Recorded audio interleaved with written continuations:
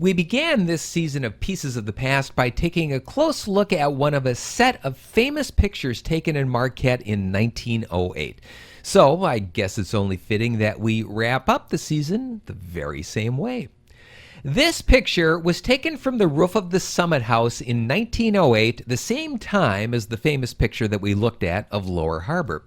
It shows a downtown Marquette in full bloom, and while we see what were then newly constructed buildings that are still with us today, the vast majority of what's pictured became victims of fire, were torn down and replaced by newer buildings, or even by parking lots.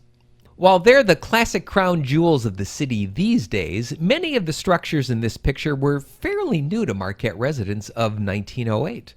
The Marquette County Courthouse and the train station were just 4 years old each, while City Hall, the Savings Bank building, and the building that houses Getz's were still teenagers. A closer look shows other buildings that are still around, like the Methodist Church, St. Paul's Church, and even what was then the Jansen Hotel. But the vast majority of buildings you see in this 1908 photograph are no longer there. St. John's Church was torn down in 1986. The old post office was replaced by the new post office in the 1930s.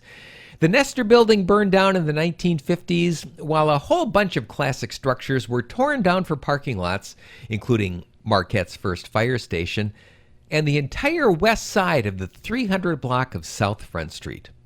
Also gone from this picture, the trestle and the streetcar lines.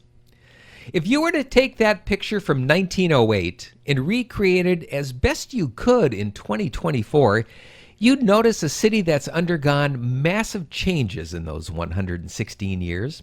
But there would still be that sense of déjà vu, the sense that things are just familiar enough so you'd know in which city you're standing. Because no matter how many years pass or how many things change, Marquette always seems to have that one ability to remain quintessentially Marquette.